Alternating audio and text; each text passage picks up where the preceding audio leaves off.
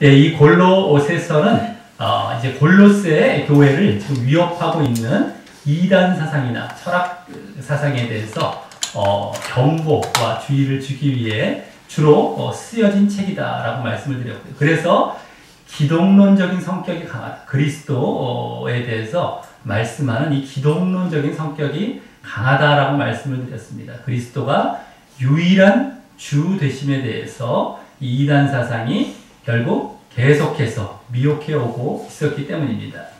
그래서 우리가 이 기독론에 대해서 이제 지난주부터 드디어 보게 되었다라고 하는 것인데요. 그 전에 나왔던 인사말이나 또 감사 기도의 내용이나 또 소원 기도의 내용이 이어서 바로 그와 같이 기독론적인 내용이 바로 나온 것을 보았을 때에도 그만큼 이 골로새 교회의 기독론적 내용이 중요하다는 것, 또 필요하다는 것을 우리가 느낄 수 있었다라고 하는 것입니다. 이 골로새 교회가 신앙의 기본적인 그러한 이 차원에서는 칭찬도 받을 정도였죠. 바울 사도로부터. 하지만 신앙의 성화에 있어서 계속 신앙을 지속하고 이제 성화되어가는 그런 부분에 있어서는 우리가 계속 이들이 계속해서 그 이단 사상들을 조심하고 정말 그와 같이 잘 신앙을 유지해 가야 했기 때문이었을 것입니다. 자, 그래서 우리도 마찬가지로 이 골로새서를 통해서 신앙의 성장 또 지속하는 데 있어서 정말 이 기독론적인 내용 지난주부터 특별히 보면서 이번 주까지 오늘까지 또 특별히 가장 중점적으로 나오게 되는데 그 내용들을 통해서 우리도 더욱 우리 신앙의 성장에 도움이 되는 그런 시간을 가지려 한다라고 말씀을 드렸습니다.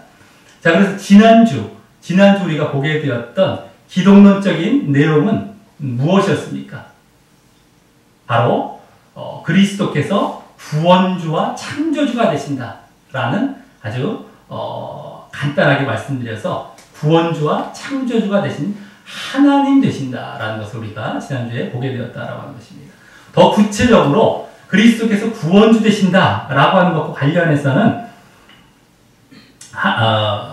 하나님의 나라죠. 그리스도의 나라라고 지난주에 나왔는데 하나님 나라를 현재부터 영원까지 통치하실 왕으로서 이제 그 나라에 들어가도록 또한 죄 사하시고 구속하실 그러한 구속주가 되심에 대해서 우리가 보게 되었던 것이었고, 다음 창조주에 대해서도 육신을 입은 하나님의 형상으로서 또 만물에 대한 상속자로서 이제 만물의 창조주와 목적이 되신다. 창조하셨을 뿐만 아니라 그 목적, 창조하신 목적이 되시고 또 그것을 계속 유지해 가시는 유지자도 되신다라는 것까지 우리가 보게 되었다라고 하는 것입니다. 그래서 그리스도께서 우리를 이제 구속하실, 죄에서 구속하시고 또 영원히 다스리실 그러한 유일한 구주이자 통치자가 되시는 그는 하나님이다라는 사실을 우리가 분명히 확인할 수 있었다라고 하는 것입니다.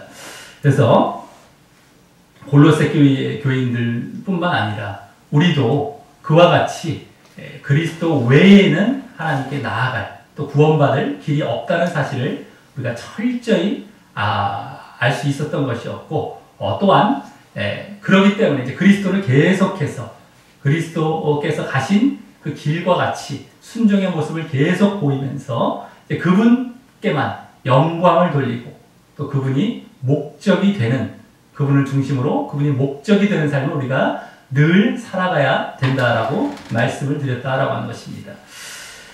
자, 오늘도 이제 그에 이어서 그리스도에 대해서 또 다른 그런 기독론적 내용, 또 어떤 정체성이 나오는지 이제 우리가 보면서요, 다시 우리 신앙의 성화에 있어서 도움이 되는 시간을 가질까 하는 것입니다.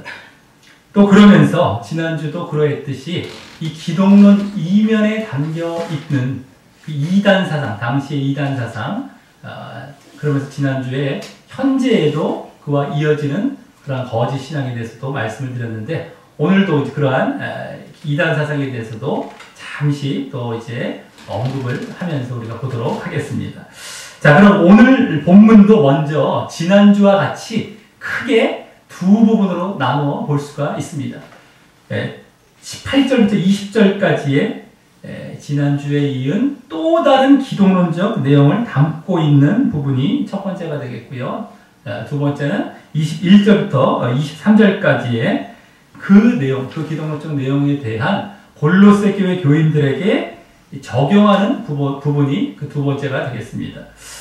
자, 그럼 먼저 첫 번째 부분으로 18절부터 20절까지의 또 다른 기독론이 나오는 부분을 보도록 하겠습니다.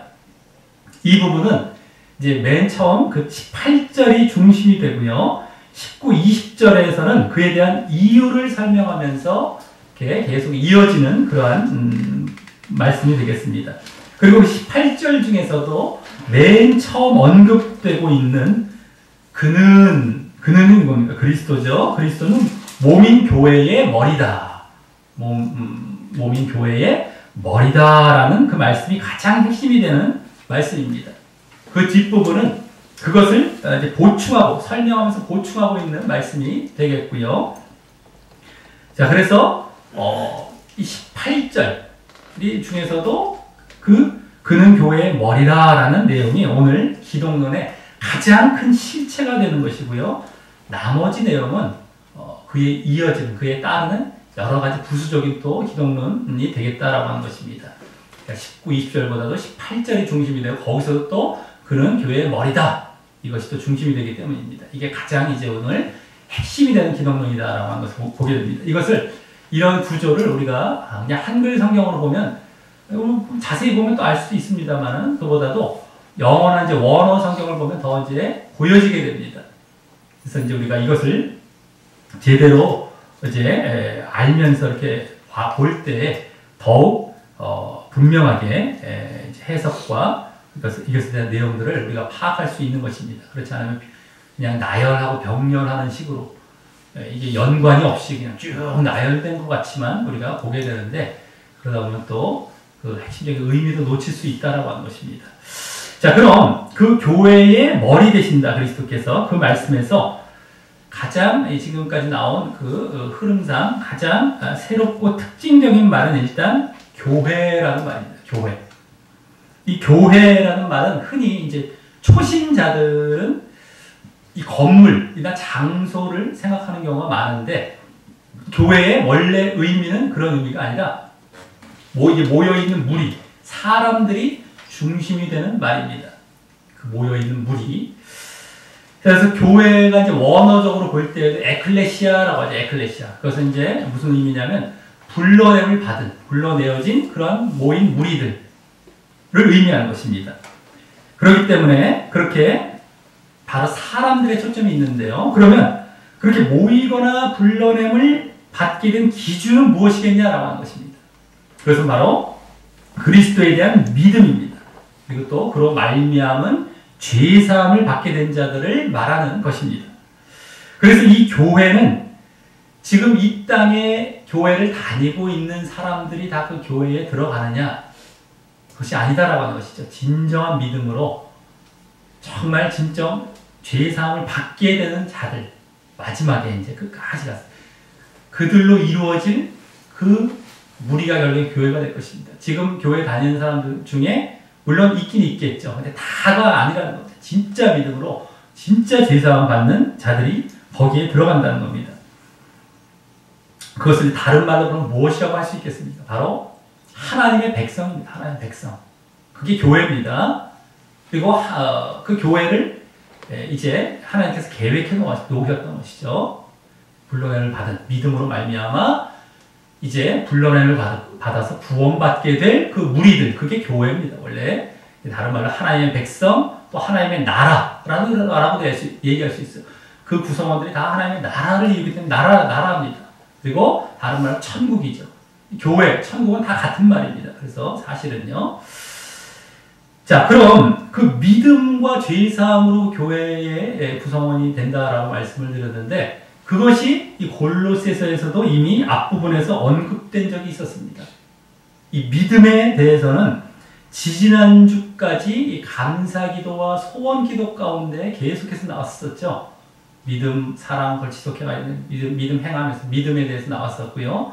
또 죄사함에 대해서는 어디에서 나왔습니까? 지난주 본문에 이 13, 14절 부분에서 그리스도의 그 구원, 구속주가 되신, 구원주 되심에 대해서 볼 때에 또 언급되었었습니다.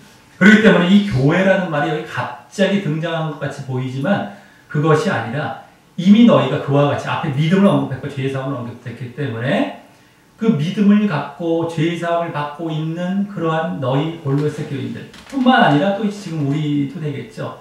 그들이 정말 이 교회로서 머리다, 그리스도는 머리시다 라는 것을 지금 말씀하기 위해서 이제 이 교회라는 말을 쓰면서 그 머리가 바로 그리스도가 되신다 라는 사실을 강조하면서 지금 말씀하고 있는 것입니다.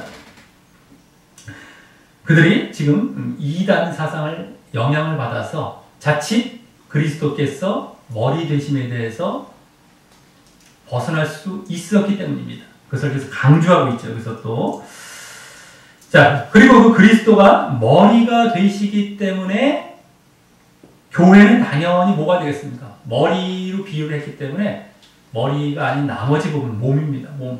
그래서 여기서 몸된 교회를, 몸인 교회죠. 몸인 교회. 몸된 교회.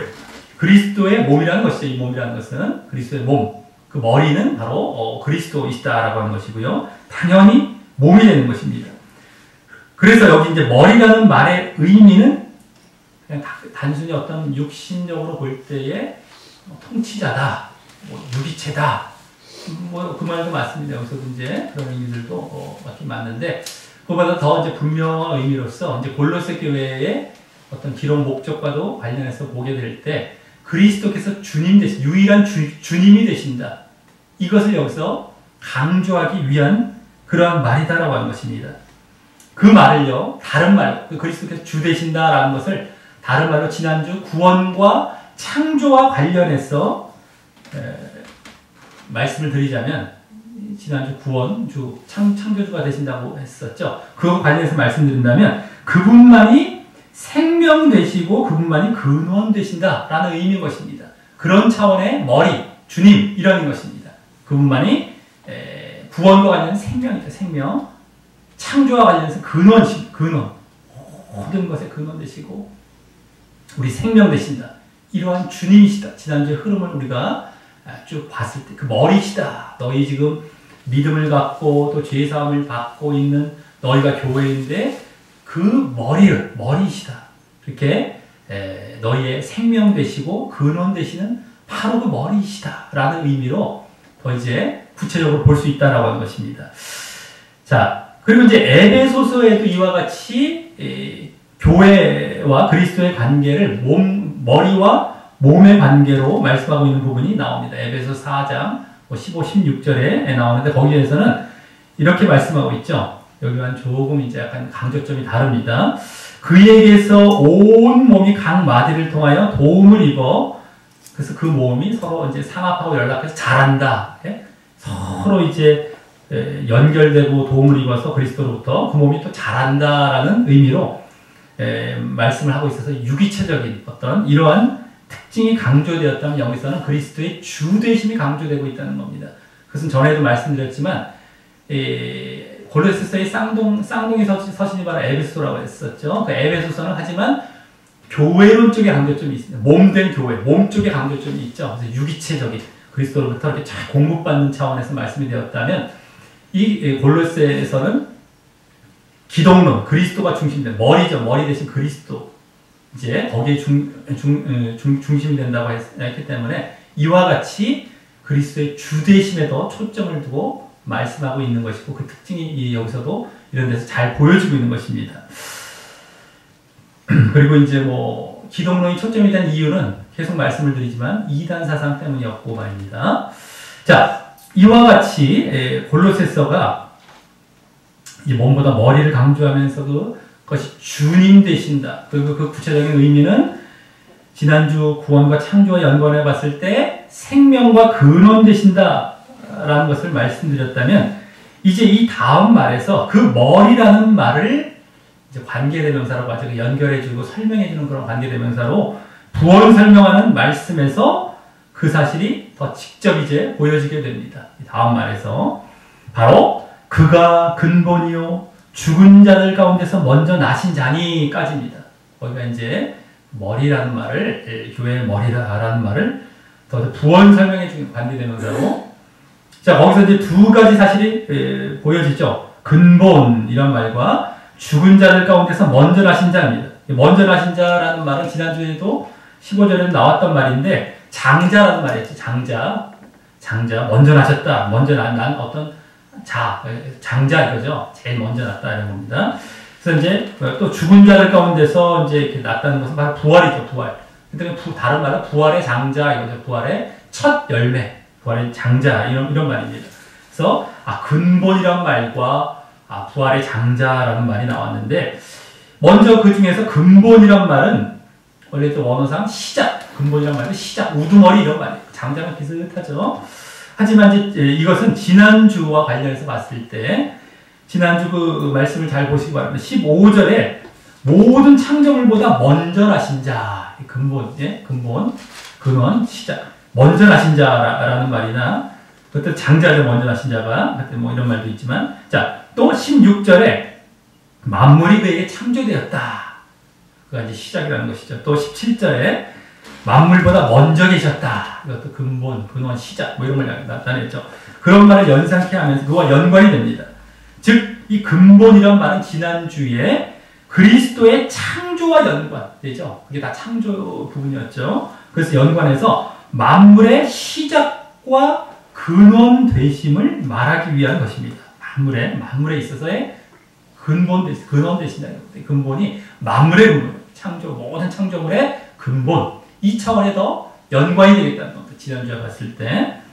다만 여기서는 이제 교회의 머리라는 말과 지금 연관해서 그것을 설명하면서 이 말을 사용하고 있기 때문에 이 만물의 근본이자 또 교회의 근본, 교회의 시작과 근원, 이거 되심을 함께 의미하고 있는 것이고요. 이것을 볼 때 그냥 만물의 근본뿐만 아니라 교회도 근본이라는 겁니다. 교회의 시작과 근원. 이것을 볼 때 교회와 만물이 거의 같은 차원에서 지금 말씀되고 있다고 할 수 있습니다. 교회가 오늘 갑자기 등장이 됐지만 지난주에도 만물에 대해서도 말씀되고 있었던 그 만물과도 같은 차원에서 이제 말씀되는 걸 조금씩 엿보게 된다는 겁니다. 자, 다음 이제 두 번째로 여기 나왔던 죽은 자들 가운데 먼저 나신 자, 즉 부활한 자들의 장자라는 말은 부활의 첫 열매, 고린도전서 15장에 나오는 부활의 첫 열매와도 같은 의미로 지금 여기서 말씀하고 있는데, 갑자기 또 여기서 이 말씀, 부활과도 관련해서 말씀하고 있는 것이 좀 이상해 보입니다. 그런데 부활이라는 것은 어떤 것을 의미하는 겁니까? 우리가 최종적으로 나중에 구원받게 되고 생명을 얻게 될 그 모습이 바로 부활의 모습입니다. 구원, 생명, 영생, 천국, 이것과 다 연결되는 모습이 바로 부활이죠. 그래서 이것은 지난주 이제 그리스도의 구속주 되신 구원, 그리스도의 구원과 연관이 되는 거예요. 구원과, 그때 이제 13, 14절에 나왔던 구속과 죄사함으로 말미암아 그리스도의 나라에 들어가게 하는 그러한 구원과 생명 되심, 그리스도께서 구원과 생명 되심에 대해서 이제와 관련해서 지금 말하고 있는 것입니다. 이 부활의 장자라는 것. 자, 그러면서 여기서도 교회의 머리 되심과 관련해서 말씀하고 있어요. 교회의 머리 되심, 그걸 설명하면서, 그래서 교회가 바로 그렇게 구원과 생명을 얻는 자들로 이루어질 것을 여기서 보여주는 것이고요. 또 그 교회 구성원의 그 장자이시자 처음 되신 분이 바로 그리스도이심을 또한 보이기 위한 것입니다. 지난주에 그 구원과 생명. 근데 그게 이제 교회가 바로 그렇게 그러한 자들로 이루어질 것이고, 그러한 그 교회의 또 첫 열매, 처음 되실 분. 그게 바로 그분이 바로 그리스도다라고 하는 것을 보이기 위한 것입니다. 그리고 이제 지난주는 만물에 있어서 이렇게 처음 나신 자, 그 장자라는 말을 보여주었다면, 장자 되심을 보여주었다면, 여기서는 교회의 장자 되심을 또 보여주고 있죠. 교회의 장자. 만물의 장자이면서도 교회의 장자래요. 만물과 교회가 또 연관이 또 되는 거예요. 지난주도 만물과 장자라고 이 바로 앞부분에 나왔더니만, 여기 또 교회의 장자가 또 되신 거 처음 나신 자, 가장 처음 된 자. 그래서 만물과 교회가 거의 여기서도 연관이 되면서 비슷한 의미로 거의 쓰이고 있음을 또한 엿볼 수 있다라고 하는 것입니다. 자, 이로써 교회의 머리 되심이라는 의미가 이제 그분만이, 예수님 그리스도만이 주가 되신다라는 것을 나타내되, 그것이 지난주에 창조와 구원과 관련해서 교회와 또 만물의 근원 되심, 교회의 근원 되심이지만 사실은 만물과도 연관이 됐죠. 교회와 만물의 근원 되심과 근본 되심과 또 이제 교회의 장자 되심도 만물과 연관이 돼서 교회와 만물의 장자 되심을 나타내고 있음을 확인했다면, 그죠? 아까 생명과 근원 되신다는 것이 여기서는 결국에는 교회와 만물의 근원 되심, 또한 교회와 만물의 장자 되심, 이것으로 우리가 확인하게 되었다면, 이제 18절 그 다음 말씀에서는 이는이란 말과 함께 그 교회의 머리 되신 목적을 말씀합니다. 이는 뭐뭐 되기 위한 것이다 라는 것으로 목적을 얘기하죠. 이 교회의 머리 되신 이 목적입니다. 그것이 뒤에 나오는 겁니다. 바로 뭐라고 했는가? 친히 만물의 으뜸이 되려 하셨기 때문이라는 겁니다. 만물의 으뜸이 교회의 머리 되신 목적이구나. 이게 또 연관이 되는 거죠. 여기 으뜸이란 말은 말 그대로 제1인자를 얘기해요. 1인자. 계속해서 아까 근원, 근본, 뭐 장자, 여기 이런 것들이 다 비슷하게 이제 흘러가고 있는데요. 이 만물의 으뜸이란 말은 지금까지, 그래서 그 만물의 으뜸이란 말은 지금까지 앞에서 보았던 교회의 머리라는 말에 담겨있던 말을, 의미를 그대로 정리해서 지금 보여주는 말인 것입니다. 즉, 앞에서 교회의 머리가 만물까지 다 포함해서 그 교회와 만물의 근원과 장자 되심의 그러한 의미였다면, 여기서는 그 의미를 교회보다는 이제 만물에 강조점을 둔 거예요. 만물에. 지난주와 다 연결해서 볼 때 이게 보여지는 겁니다. 만물과 교회를 비슷하게 지금 사용하면서 이제 여기서 결국엔 만물에 강조점을 두는 겁니다. 아까 교회에 강조점이 있었다면. 그래서 만물의 으뜸이라고 말씀하고 있는 겁니다. 이 교회의 머리가 되신 목적이 이제 만물의 으뜸이 되려 하신 것으로 이제 여기 결국엔 말씀한 것인데요. 그러면서 어떻게 된 겁니까? 교회와 만물이 아주 여기서도 밀접하게 연관이 되는 것이 더 직접적으로 보여지게 된 것입니다.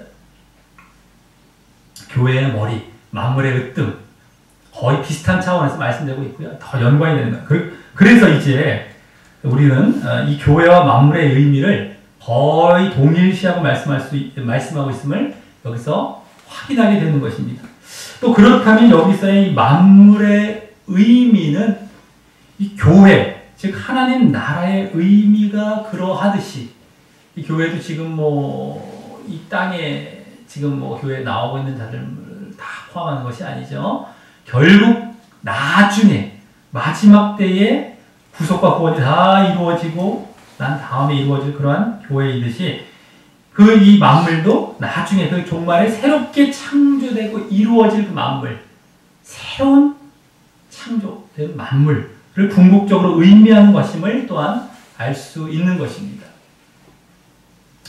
물론 그 이전의 만물에도 으뜸이 되시고 계셔왔던 것이었지만, 결국에는 새롭게 창조된 그 만물에서는 모든 존재가, 사람부터 시작해서 모든 존재가 정말 그리스도를 진정 으뜸으로 여길 그 때가 오기 때문에 그 만물의 으뜸이 되는 그것을 이제 그때에 초점을 맞춰서 여기 지금 말씀하고 있는 것임을 아까 교회와 연관해서 볼 때 더욱 분명하게 볼 수 있다라고 하는 것입니다. 그래서 지난주도 이제 만물에 대해서 말씀했지만, 결국에는 그것이 이제 더 최종적인 그 만물에 대한 의미가 되는 것이죠.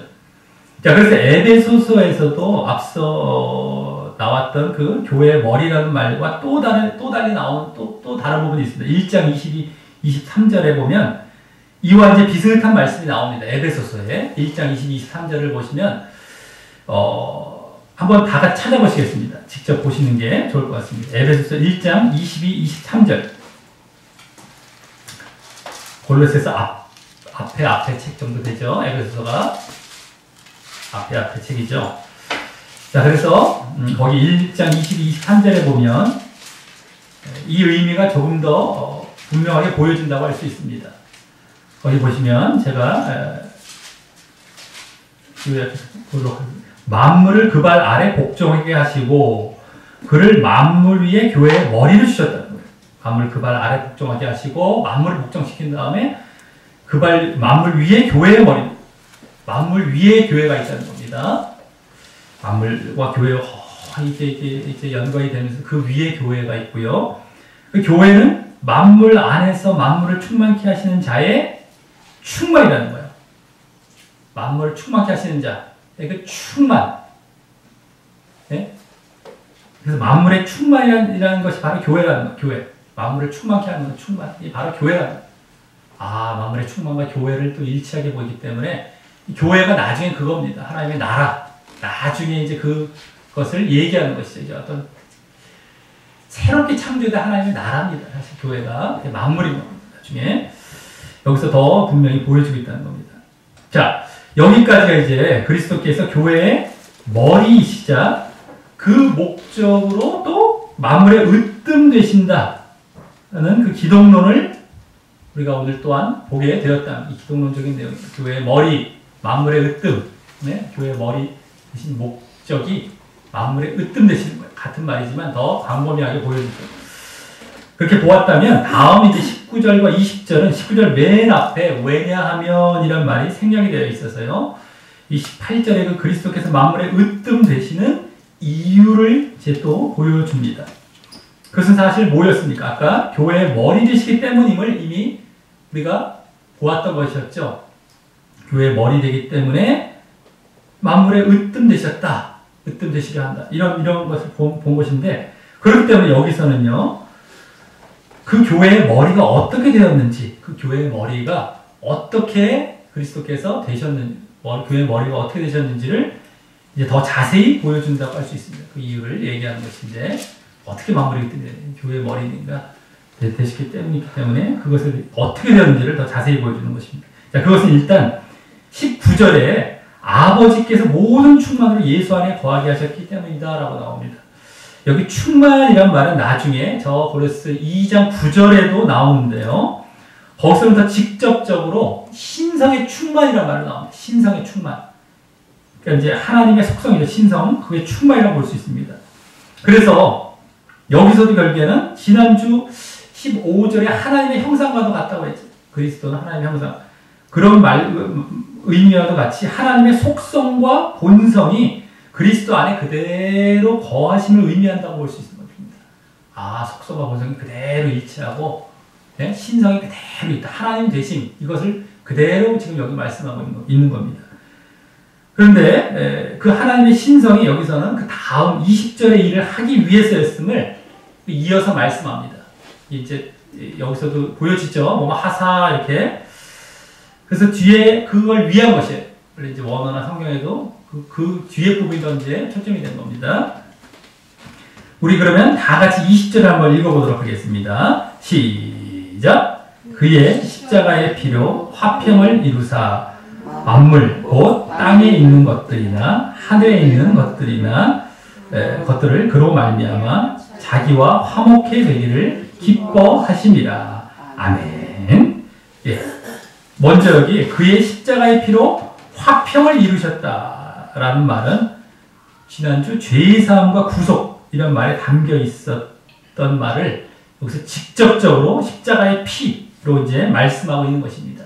십자가의 피로 죄사함과 이제 구속 이런 말이 13, 14절에 이제 나왔었는데 여기 십자가의 피라는 말로 더 직접 말씀하고 있는 겁니다. 근데 이 피는 사실 생명으로 의미하죠. 피가 생명. 그래서 결국에는 십자가의 죽으심입니다. 생명을 이제 내어놓으시고 십자가 죽으심, 생명을 내어놓으신 죽으심을 얘기합니다. 왜 죽으셨습니까? 죄를 대속하시기 위해서 죽으셨죠. 죄를 대속하시기 위해서. 자, 그래서 죄를 대속하는 죽음은 바로 누구만이 가능한 겁니까? 죄 없으신 하나님만 가능한 것이죠. 그렇기 때문에 앞서 그리스도의 하나님 되심, 하나님과 같으신 그 신성의 충만함을 말씀한 것입니다.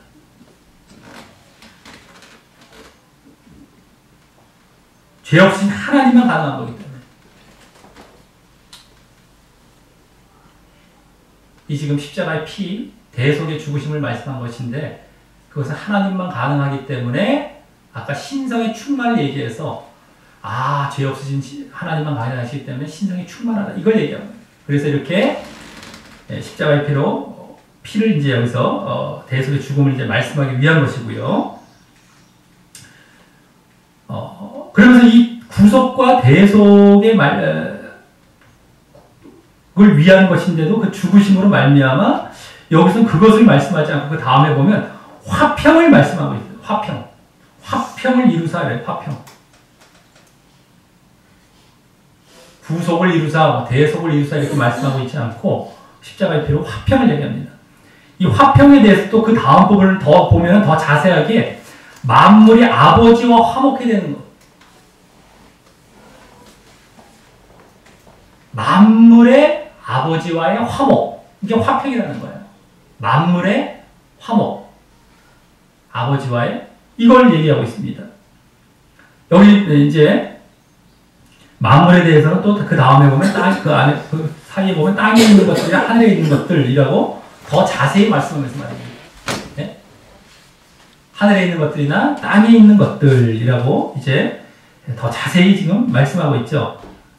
만물이란 말이 여기 다시 나오고 있는 것입니다. 그러면서 여기 또 그래서 하나님께서는 그와 같이 만물이 당신과 화목해 되기를 기뻐하셔서 이 그리스도께 앞서 이 신성의 충만을 허락하셔서 대속의 죽으심을 죽게 하셨고 그 결과 그리스도는 교회의 머리가 되신 것이죠. 이렇게 이어지는 겁니다.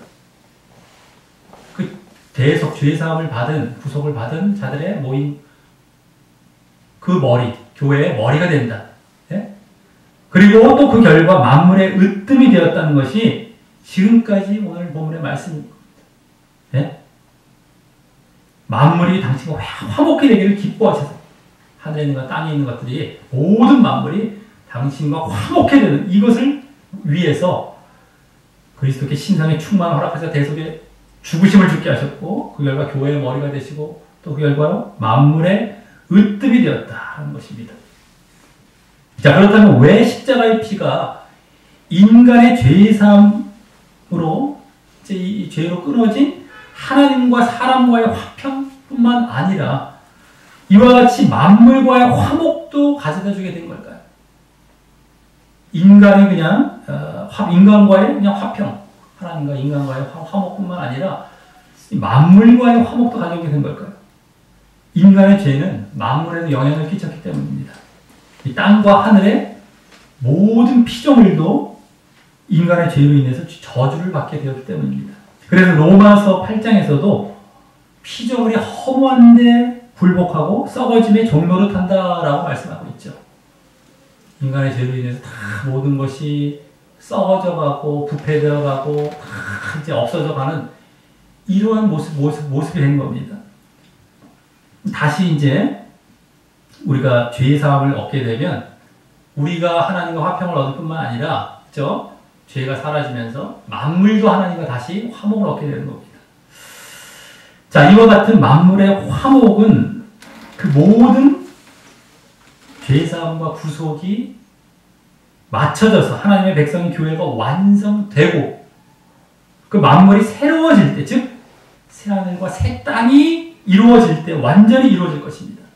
만물의 화목. 그래서 여기 이 만물도 앞서 18절과 같은 의미로 여기 좀 쓰인 것입니다. 완전히 나중에 새로워질 그 만물이죠. 또 그래서 앞서 그리스도께서 만물의 으뜸이 되신다는 것이 여기서 더 밝혀지고 있는 것이고 말입니다. 만물과의 화목을 이루시면서 결국 만물의 으뜸이 되신다라는 것이 여기서 또 더욱 밝혀지고 있는 것입니다.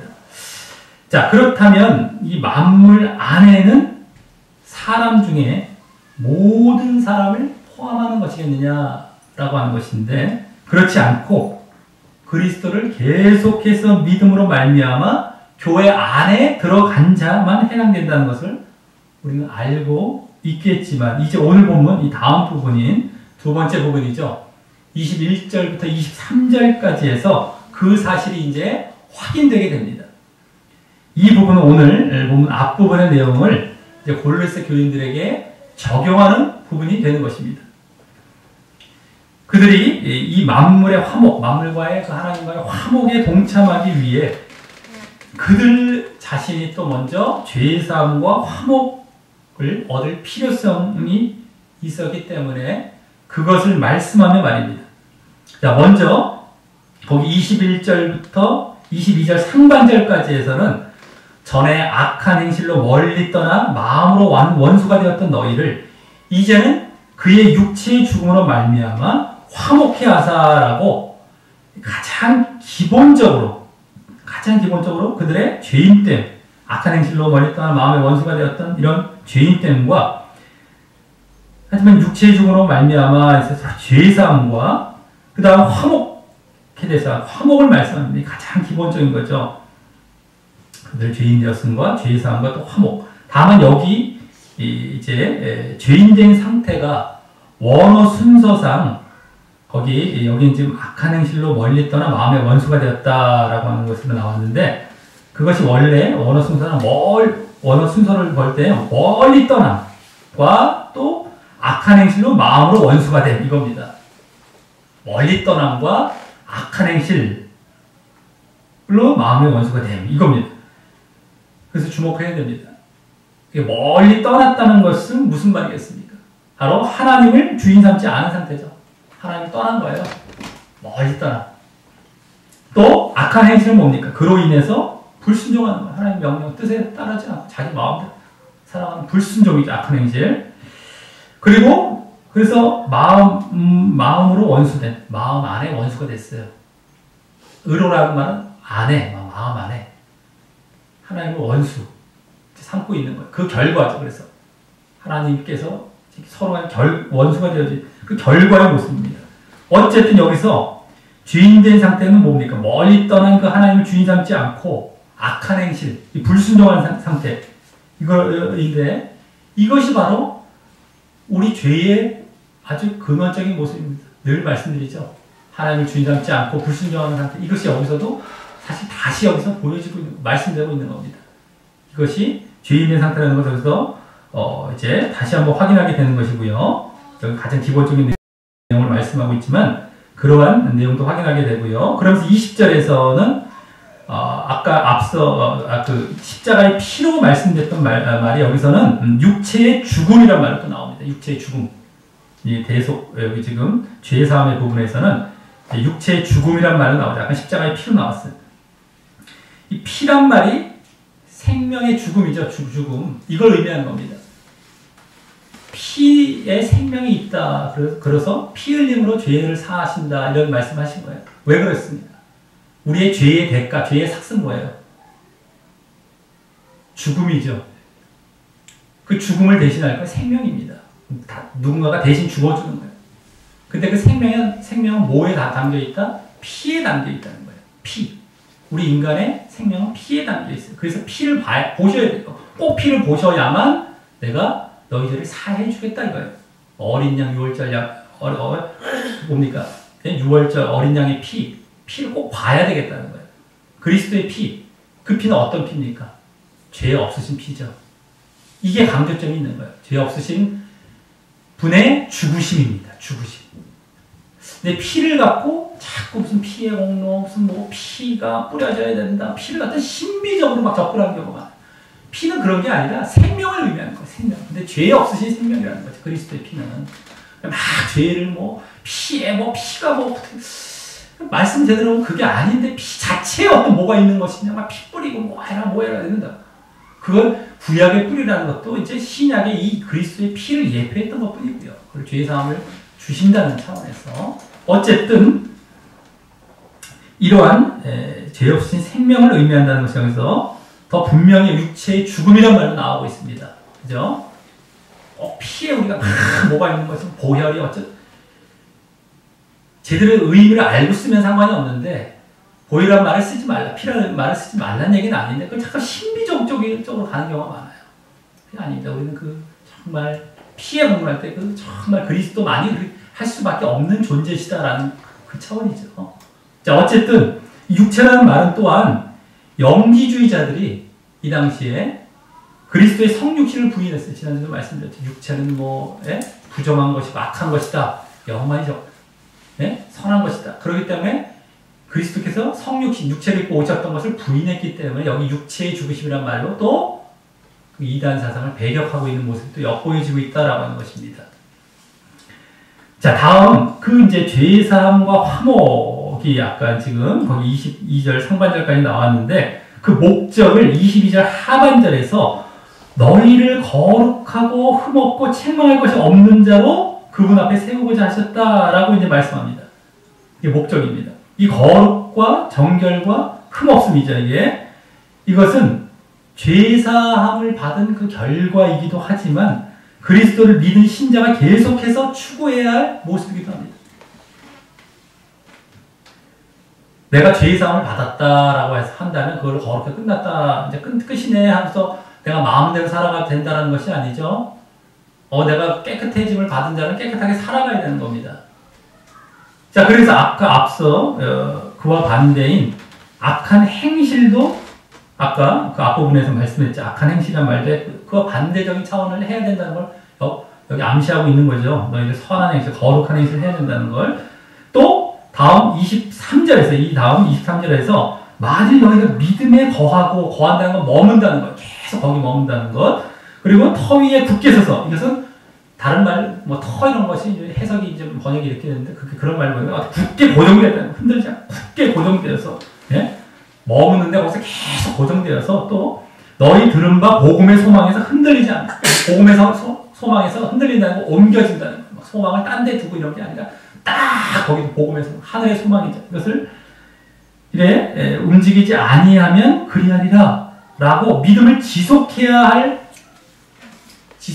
이와 같이 지속해야 할 그런 조건을 붙이고 있는 데서도 보여지는 것입니다. 너희들이 계속 이것을 추구해야 될 모습, 믿음을 지속해야 될 모습.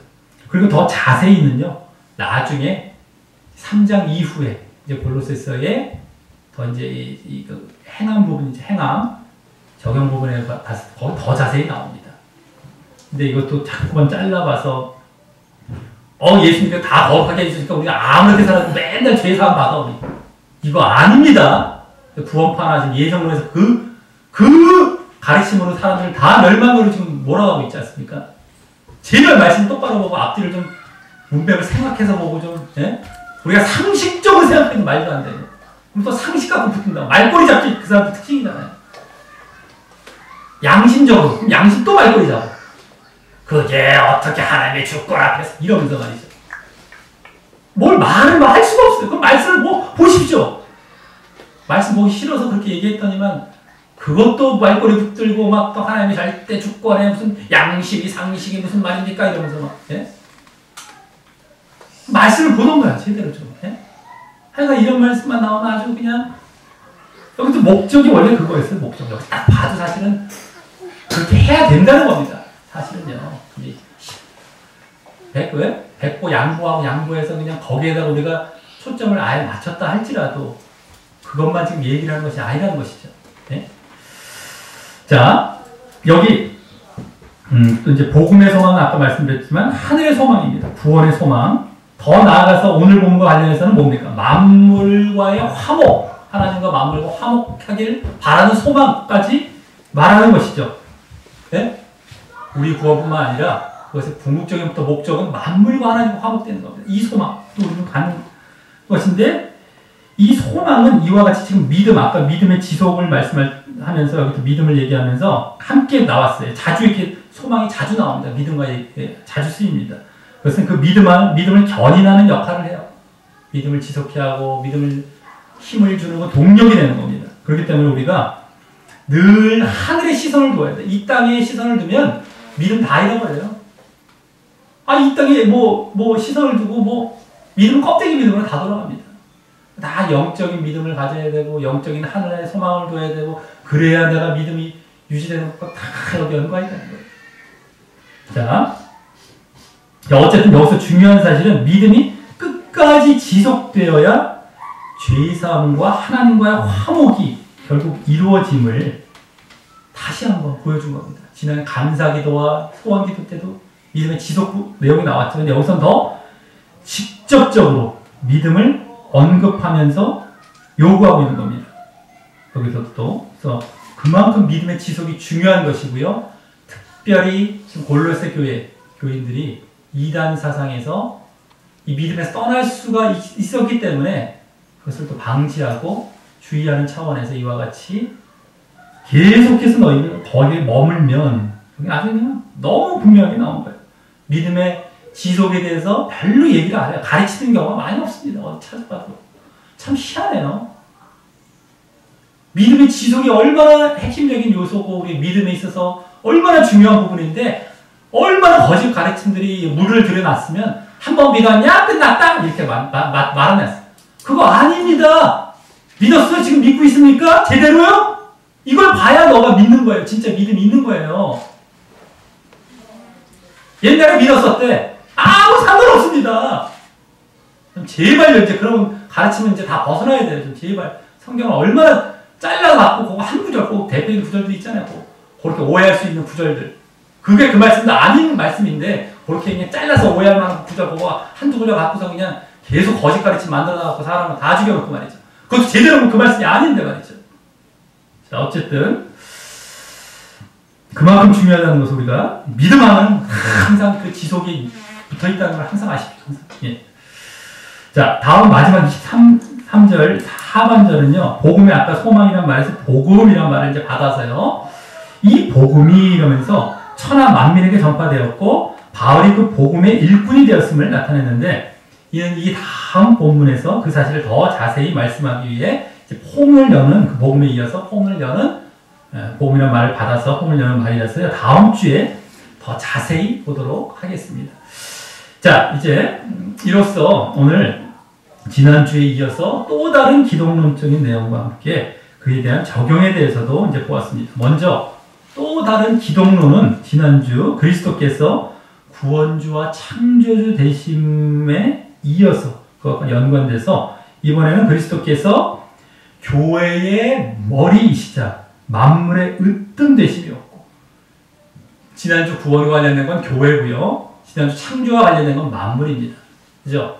교회의 머리, 만물은 으뜸 이렇게 된 것이 여기서 이제 보여졌던 것이었고요.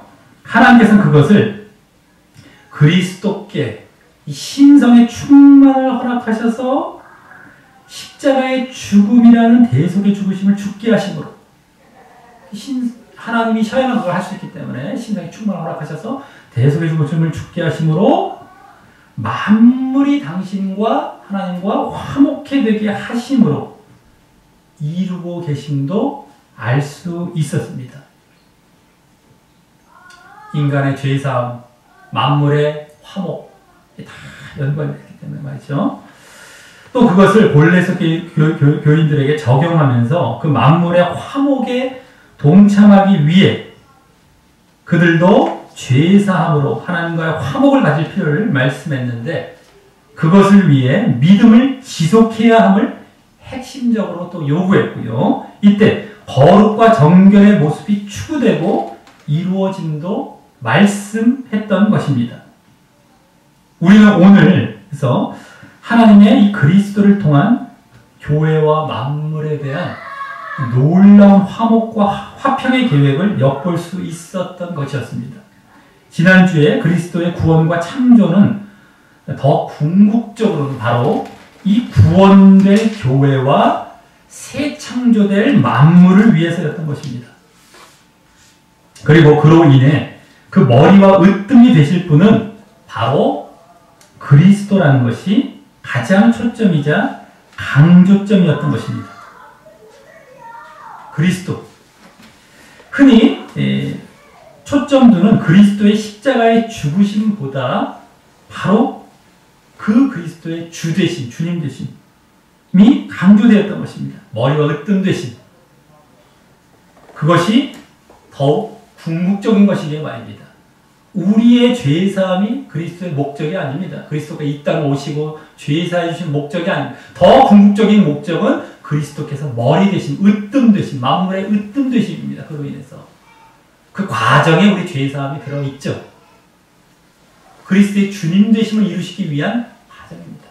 그것이 오늘 또 그래서 강조가 되었던 것이죠.